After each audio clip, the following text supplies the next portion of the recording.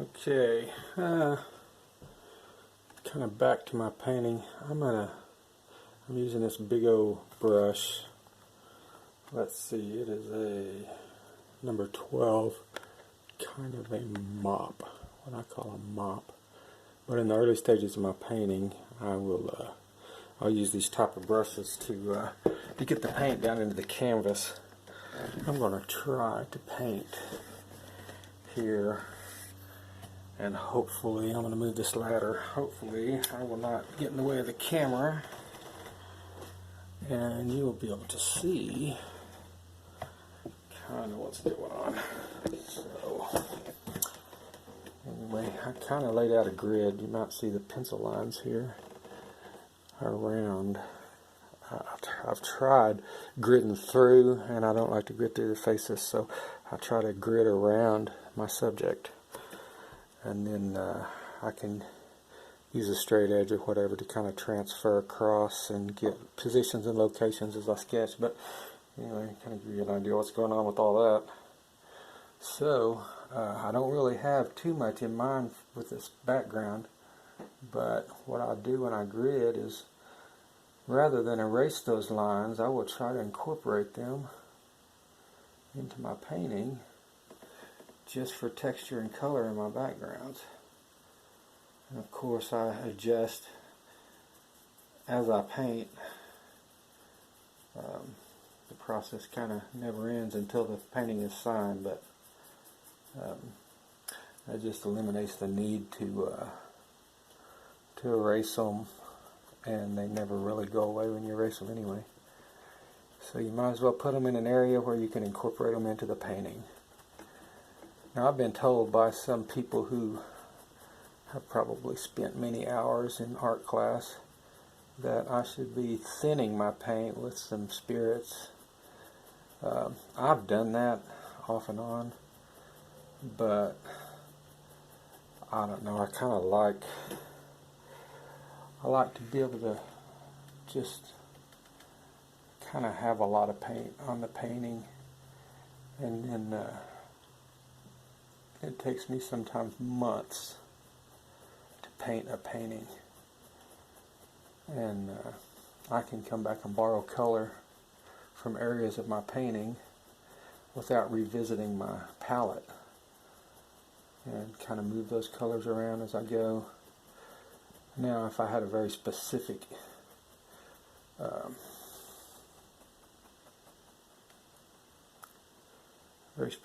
image that I was trying to paint with perfection, I would probably not be able to do that. But I don't really get too caught up in all that.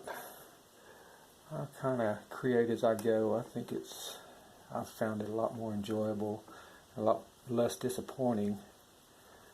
I just posted on Instagram a painting that I've done of a girl named Megan, and she more than once asked me, "Can you please paint this photograph of me?" And I, generally speaking, don't do that because I like to pick my own inspiration. And of course, when you look at the painting, you can see the results of that. If I don't really love the image, I have a hard time doing anything with it. And I don't know if the painting will suit her or not. She's not paying me to paint it or anything. It was just a request that she had, and I had painted another painting of her that really turned out nice. But again, it was a photograph that I really liked, so for me that makes all the difference. I will get up on this ladder and a little farther and check my coverage up there, but for now I'm just kind of emptying the brush in these areas. This approach to me kind of gives interesting things in the background, gives depth, color, texture. I never attended art classes or anything like that, so I did go to Votech in Reno, Canadian Valley Vo-Tech, for mechanical drawing. And of course that really helped me out, laying out this grid. A whole year of mechanical drawing to be able to draw a grid. But I just kind of winged learning art. My sister had gone through some stuff, a divorce, and was not really handling it all that well, and my sister brought me some colored pencils and a sketch pad and told me that she wanted me to draw her something, and she didn't really care what it was. She just wanted me to draw her something. And I told her I was in no frame of mind to be drawing anything, and but she was pretty persistent about it and said, whenever you feel like it, I would like you to draw me something. And so I set it all aside on my nightstand there, and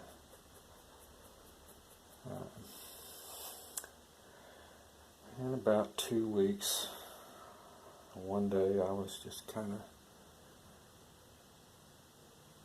probably feeling a little better, or just tired of feeling bad, I guess. Maybe that's what it was. Maybe I was just tired of freaking feeling bad and feeling sorry for myself. But I picked up her little pad, and because I hadn't really given it any thought, I had no idea what to draw, what to sketch, and I thought, well, here I am at a crossroads in my life. If I'm going to be an artist, I don't know why that thought came to me, but it just occurred to me that if I'm going to be an artist, I should probably have an eye for art. And so the first thing I painted was an eye, mostly because I didn't know what else to paint. But it did kind of get me going, and I found that it passed some of those boring hours that I was spending feeling sorry for myself. So I started sketching and painting. That was, let's see, that was August 28th, I think, 2008. And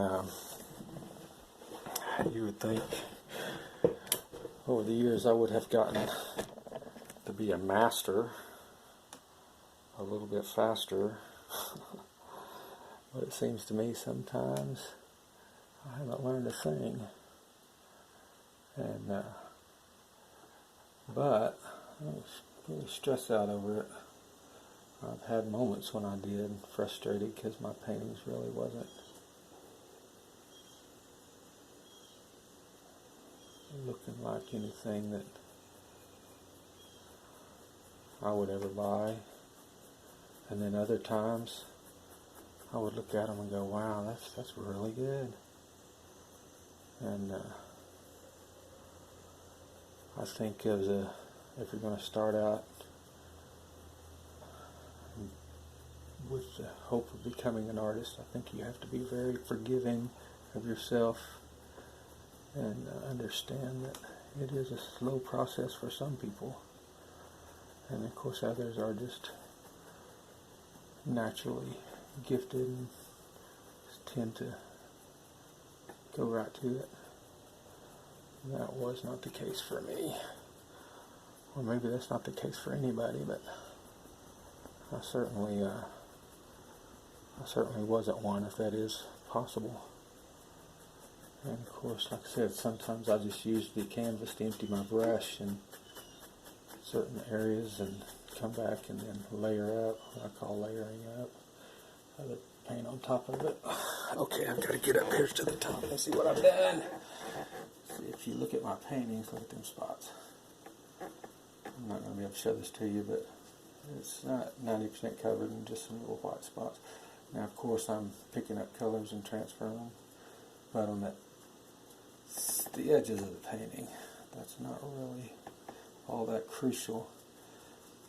The colors will follow through, and then you can kind of, as you blend them, you can pull them back here and kind of make the front match the sides match the front, whatever you want to call it.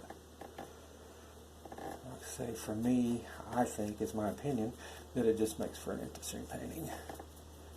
No matter what you do on the sides, if you follow color wrap the color around. And, probably, I don't know, probably maybe everybody does it, but I tend to use the edges a lot for cleaning my brush. And if I'm painting dark colors like that, and I get up on top and kind of empty the brush, and I'm very hard on brushes. I don't really buy good brushes. I buy cheaper brushes and tend to discard them rather than trying to clean them. But it's because of my technique. I don't really do a lot of pull brushing. I do a lot of kind of, I guess, jab brushing or whatever you want to call it. I start out mopping. I call it mopping when you're just piling the paint on. Then I'll come around and kind of just kind of pat it, and then later on in the paintings I'll get to where I'm running the brush backwards, and man, that's really hard on, but it kind of accomplishes what I like to accomplish. So, but yeah, this is kind of my approach to painting backgrounds, and of course, again here I'm cleaning the brush. It's more my cleaning technique, and crossing over. So I think, let's see, what do I want to do here?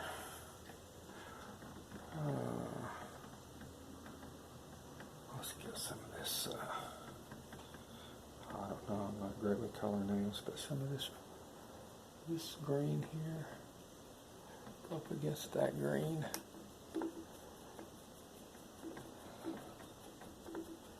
Leave a little space. I'm going to come back and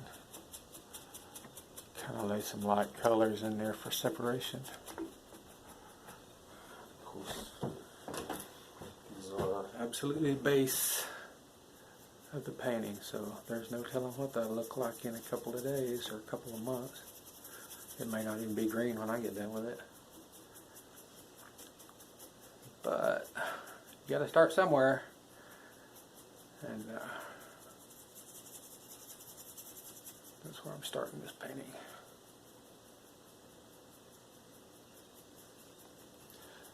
I really, when I first started painting, just could not hardly bring myself to go color over color. I would tend to try to paint, and wherever I had paint, I would avoid those areas and paint other areas. And so my early paintings have a tendency to look like this. And yeah, there's a lot of canvas shining through, and I guess not a lot of paint on it. But over the years I've learned pile the paint on, layer it up, and as a creator of a painting, you're pretty much allowed to do whatever you want to do. And again, it's very liberating. So I've got to move everything over here. And start working this side of the painting. I don't really put too much thought into what I'm picking up on the canvas, but I just kind of, or on the palette, but I just kind of take my brush and head for whatever I'm moved to head for, and then I don't even know where I'm going to place it, but I'll just start just somewhere, just wherever my brush kind of lands. I'll start putting those colors, and just, I tell myself this all the time when I'm painting, because I just will get kind of, just kind of to a point where I'm really not sure what to do next. And especially as I go farther and farther into the painting, I'm always concerned about doing something that's catastrophic. And while I don't really necessarily do that, I have in the past, probably because of the fear of doing it. You know, we tend to live out our worst fears, I think, or I've heard, or I've read, I don't know. But, so I tell myself all the time, and I mean all the time, every painting, when I find myself at that point in a painting, I just immediately, automatically tell myself, trust the process. And there's a lot to be said for that. if you understand that art and painting truly is a process, as is most of probably life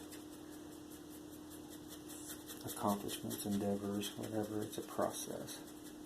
And so, if you trust that process and you just continue forward, even when you're not really sure where forward is taking you,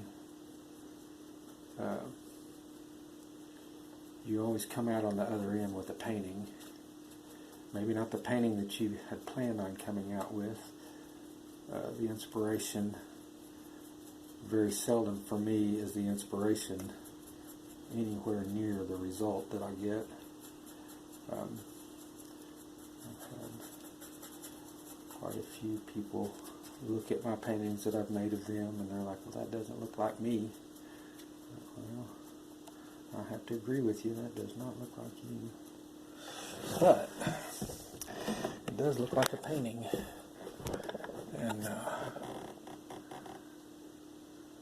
that's the best I could do, I guess. Or so it sure would seem.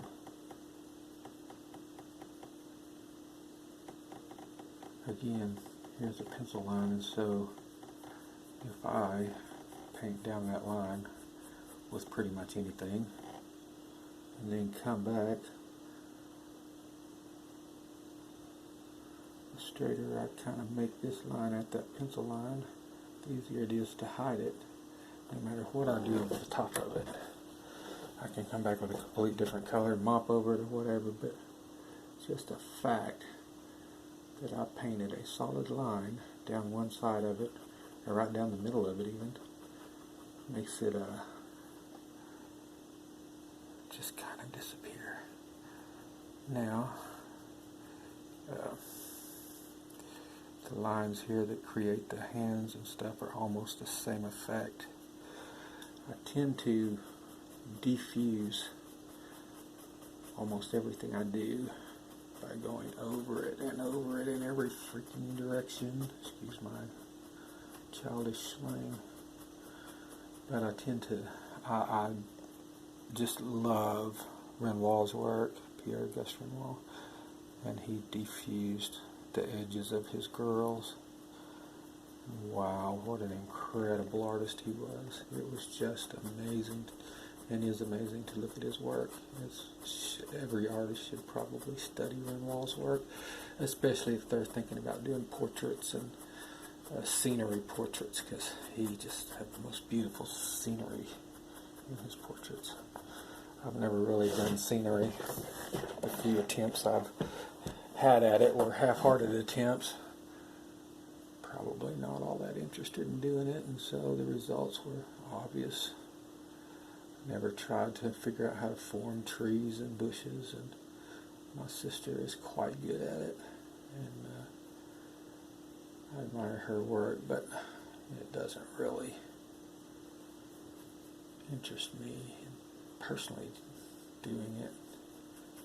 I have had people suggest that I do sceneries and anything but portraits because, I don't know, because they don't understand my style, I guess. It's funny that Picasso could do cubism and all these other artists can do whatever style they want, and people are like, oh, look at that great art. I don't know. I don't know if their generations felt that way. I think Picasso's did. He had quite a successful career while he was alive. But I don't know. I don't really get too caught up in it. I understand their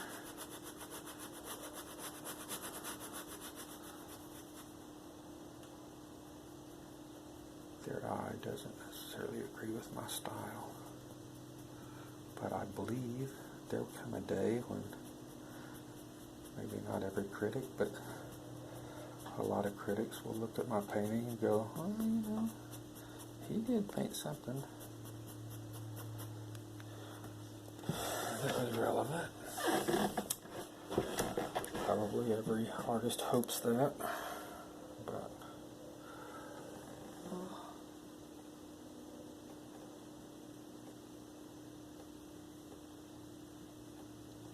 okay. like I say, I don't really get too caught up in form